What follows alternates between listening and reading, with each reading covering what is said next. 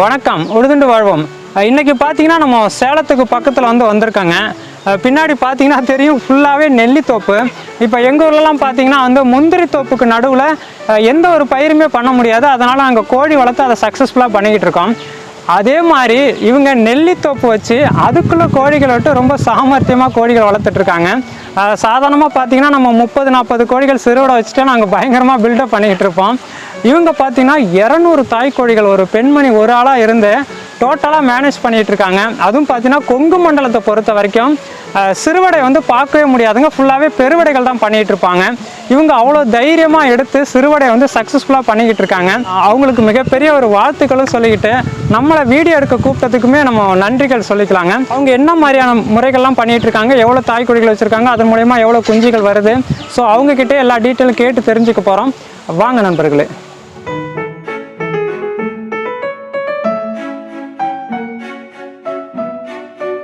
அக்கா வணக்கம். வணக்கம், என் பேர் லக்ஷ்மி. இந்த தோட்டத்தோட பேர் தேன்சிட்டு பண்ணை, சன்பர்ட் ஃபார்ம் இங்கிலீஷில். நாமக்கல் டிஸ்ட்ரிக்டில் இது தாண்டகவுண்டம் புது ஊரில் இருக்கும். வாழப்பாடியிலேருந்து ஒரு 11 கிலோமீட்டர், ஆத்தூர்லேருந்து ஒரு 40 நிமிஷம் வரும். நான் முதல்ல பெருவடை, கடக்நாத்து, ஃபயோமி எல்லாமே மிக்ஸ் பண்ணி வச்சுருந்தேன். சரிங்க. இது சும்மா ஒரு ஆசைக்கு வளர்த்துட்டு இருந்தேன். போ சரி கமர்ஷியலாக எடுத்துகிட்டு போகலாம் அப்படின்னு யோசிக்கும் போது எனக்கு இந்த சிறுவடோட பர்சனாலிட்டி எனக்கு ரொம்ப பிடிச்சது. அது சின்னதாக இருக்கும், அது தாய்க்கோழி ரொம்ப அருமையாக அந்த குஞ்சுங்கள்லாம் காப்பாற்றும்.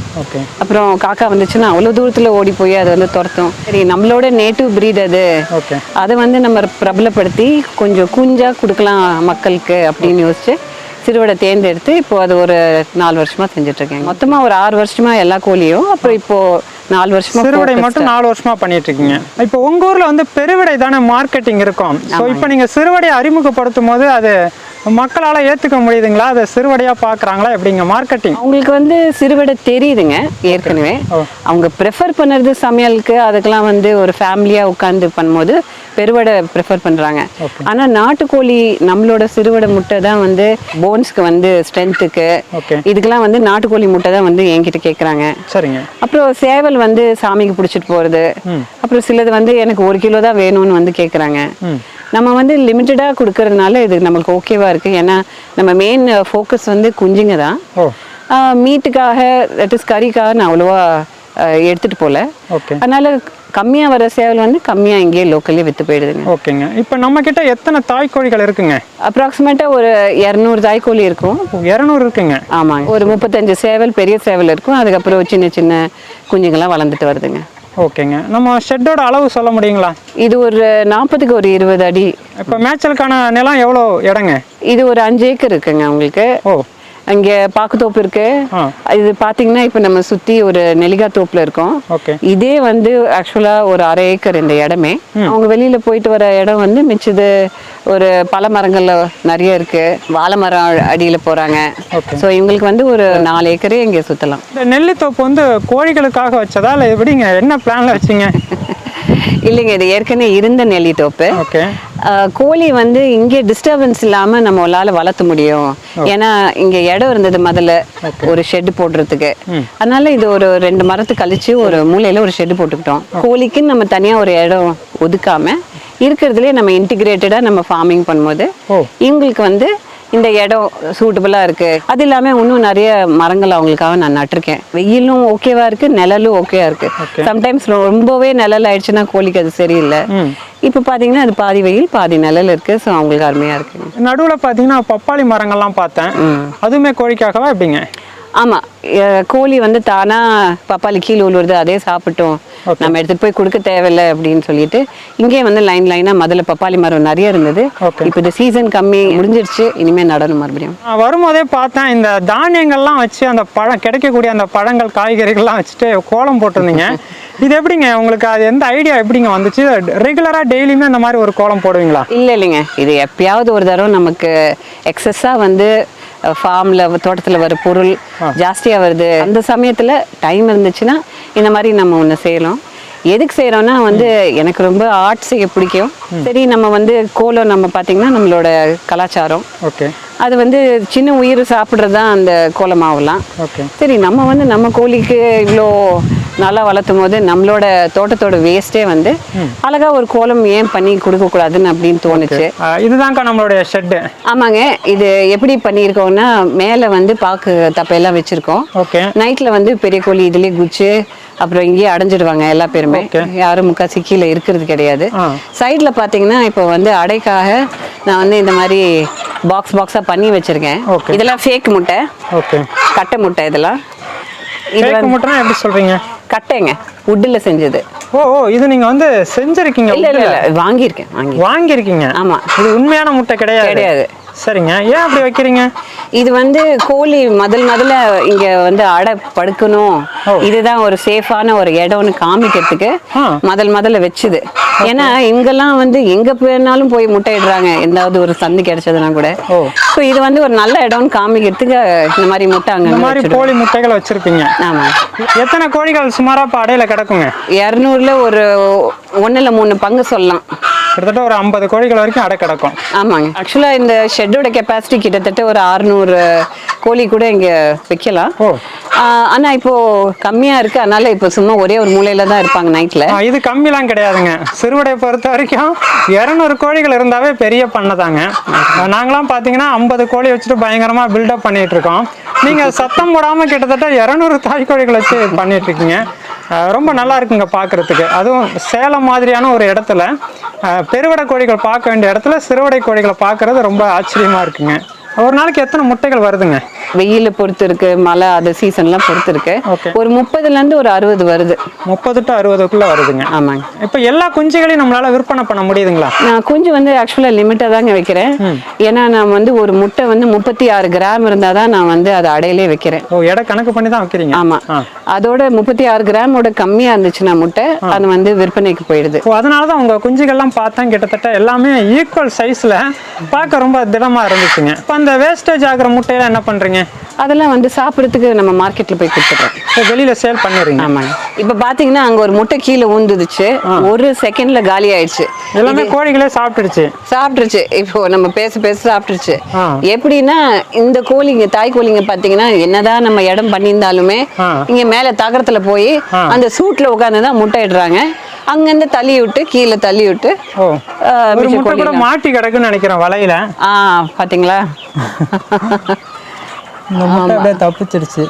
ஆமா, இல்லைன்னா கீழே வந்து இதுவும் பிரியாணி ஆயிருக்கும். ஆனா முட்டைகள் வந்து கோழிகள் சாப்பிட்டா கொஞ்சம் பிரச்சனை தானே? ஆனா இந்த மாதிரி இங்க போய் இடும்போது நம்மளால கண்ட்ரோல் பண்ண முடியல. சில நேரங்கள்ல கோழிகள் அதிகமா இருக்கும் போது கொஞ்சம் தடுக்கிறது கஷ்டம் தான். உண்மையாவே வந்து சிறுவடை வளர்ப்பு அப்படிங்கிறது கொஞ்சம் லாபகரமா இருக்குதா? உங்களுடைய அனுபவத்துல கொஞ்சம் சொல்லுங்க. கிட்டத்தட்ட 4 வருஷமா பண்ணிட்டு இருக்கீங்க. சிறுவடை வளர்ப்புன்னு சொன்னீங்கன்னா நான் ஆக்சுவலா ரொம்ப கம்மியான கோழியில ஆரம்பிச்சேங்க. ஒரு 60 குஞ்சு ஒரு நாள் குஞ்சுல இருந்து ஆரம்பிச்சு அது வளர்ந்து வரும்போது எனக்கு ஆக்சுவலா 30 தாய் கோழி தான் இருந்தது. அதனால அது ஒரு ஸ்டேஜ் பில்டப் பண்ணறதுக்கே ரொம்ப நாள் ஆயிடுச்சு. எங்க கோழிகள் வாங்குனீங்களா குஞ்சுகளாவா? ஒரு நாள் குஞ்சா வாங்கினேன், அரியலூர் டிஸ்ட்ரிக்ட்ல. எங்க மாவட்டத்துல வாங்கிருக்கீங்க? ஆமா. எனக்கு சுத்தமா இதுல அனுபவம் இல்ல ஆரம்பிக்கும் போது. அதனால வளர்த்து தான் நம்ம வந்து எல்லாமே கத்துக்கிட்டோம். அதனால சின்ன ஷெட்ல இருந்து ஆரம்பிச்சு அப்புறம் அடுத்தது பெருசு, அப்புறம் அடுத்தது காஸ்ட் பாத்தீங்கன்னா கன்ஸ்ட்ரக்ஷன்லயே நிறைய போயிடுச்சுங்க. லாபம் வந்து இருக்கு, ஆனா உங்களுக்கு அதுக்கு உண்டான நிறைய நீங்க பின்னாடி செய்யற மாதிரி இருக்கு. ஏன்னா நம்ம கோழிகளுக்கு கொஞ்சம் செடிகள் அந்த மாதிரி இப்படி நட்டு விட்டு அவங்க மேயறதுக்கு வந்து கீரைகள் அந்த மாதிரி போட்டீங்கன்னா அந்த தீவன செலவு நமக்கு எப்போ கொஞ்சம் கம்மியாகுதோ அப்போ நீங்க வந்து இன்னும் லாபம் எதிர்பார்க்கலாம். நம்மள தோட்டத்துல விளையிற சோளமே எடுத்துட்டு வந்து நம்ம கோழிக்காக நம்ம அதை ஒதுக்கி அதை அரைச்சி நம்ம கொடுத்துட்டு இருக்கோம். கிட்டத்தட்ட ஒரு 4 ஏக்கர்ல வந்து மேய்ச்சலுக்கு விட்டுருக்கீங்க. உங்களுக்கு அந்த தீவனம் வந்து நீங்க கொடுக்குற மாதிரி இருக்கா, இல்ல வந்து மேய்ச்சல்லே அதுக்கான தீவனங்கள் 200 கோழிக்கு கிடைச்சிருதா? இல்லைங்க, அது நம்ம குடுக்குற மாதிரி தான் இருக்கு. உங்களுக்கு நிறைய மண்ணு மூடி இருந்தாதான் புழு பூச்சிகள் அது மாதிரி நிறைய உருவாகும். இப்போ வந்து ரொம்ப வெயிலா இருக்கு, தண்ணியும் பற்றாக்குறையா இருக்கு. அதனால விரைச்சு போன இடத்துல அதுங்களுக்கு கிடைக்கிறது கொஞ்சம் தான். அதனால நம்மளோட சோளம் அப்புறம் மிச்ச தானியம் எல்லாம் போட்டுதான் வளர்த்துறோம். இது வந்து குஞ்சுங்கள் வளர்க்குற இடங்க. ஆக்சுவலா வந்து தாய்கோழியோட குஞ்சுங்களும் இங்க விடுவோம். சரிங்க. அது வந்து மேய்ச்சலுக்கு இப்படி பாத்தீங்கன்னா இந்த வெளியில போயிட்டு வந்துட்டு இருப்பாங்க. போய் அந்த பக்கம் பாத்தீங்கன்னா மேல ப்ளூ வலை கம்ப்ளீட்டா போட்டிருக்கோம். ஓகே. அதனால காக்காலாம் பிடிக்காது. அதனால சின்ன குஞ்சு கூட தாய்க்கோழியோட எப்போ அது மேய்ச்சலுக்கு ரெடி ஆகுதோ தாய்க்கோழியோட விட்டுட்டு அது கூட்டிட்டு திருப்பி வந்துடும். இப்போ குஞ்சுகளை கூட நீங்க அந்த ஃப்ரீடமா வளர்க்குறீங்க. ஆமாம். Super super. இப்போ பார்த்தீங்கன்னா பின்னாடி வந்து நெல்லித்தோப்பு இருக்கு. கிட்டத்தட்ட ஒரு 4 ஏக்கர் வந்து கோழி வந்து சர்வே பண்ணிட்டு இருக்குங்க. வெளித்தொந்தரவுகள் அந்த மாதிரி என்னங்க இங்க பெரிய இஷ்யூவா இருக்கு? பெருசா சொல்ல போனா இந்த பூனை வந்து வேட்டையாடுறது, கீரி வந்து வேட்டையாடுறது. காட்டு பூனை வருதுங்களா? காட்டு பூனை இல்ல, அவங்கவுங்க வீட்டு பூனை இங்க உள்ள வந்து குஞ்சுங்கெல்லாம் பிடிக்கும். அப்புறம் கீரி வந்து பாக்குத்தோப்புல வந்து மேய்ஞ்சு அதெல்லாம் பிடிக்குது. ஓகே. அதான் மெயின் பிரச்சனை. அதுக்கு கீழே இரும்பு வலை போட்டிருக்கேன், ஆனாலும் அது வெளியில வந்துட்டு போயிட்டு தான் இருக்கு. டிரான்ஸ்போர்ட்டை பொறுத்த வரைக்கும் எப்படிங்க? மக்களுக்கு வந்து எடுத்துக்கிறாங்களா, நீங்க கொடுக்குறீங்களா, எப்படிங்க கொண்டு போய்? இப்ப பாத்தீங்கன்னா முக்காசி இங்க வந்து தாய்க்கோழி சேவல் எல்லாம் பார்த்துட்டு அப்படி எடுத்துட்டு போனா எல்லாருக்குமே திருப்தி. டிரான்ஸ்போர்ட்ல வந்து நம்ம பஸ்ல இப்படி கொஞ்சம் தூரமா அனுப்பும் போது சம்டைம்ஸ் டிரான்ஸ்போர்ட்ல டேமேஜ் ஆகுதுங்க.